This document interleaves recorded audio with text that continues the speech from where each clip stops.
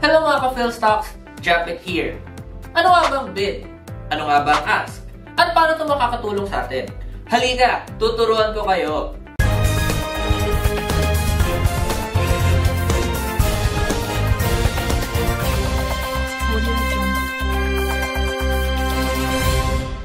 Sa bid side, makikita natin yung pila ng mga buyers. In each row, makikita natin ilan yung bumibili, ilang shares yung binibili, and at what price nila balak bilhin. Siyempre, mas mataas yung bid price mo, mas mauna ka sa pila. Sa ask side naman, makikita natin yung pila ng mga sellers.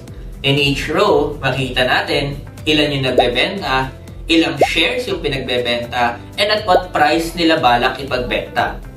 Siyempre, pag mas mababa yung ask price mo, mas mauna ka sa pila.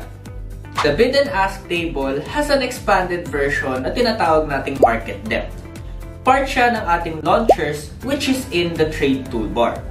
Sa market depth, makikita natin ang kabuuan ng pila ng ating mga buyers and sellers.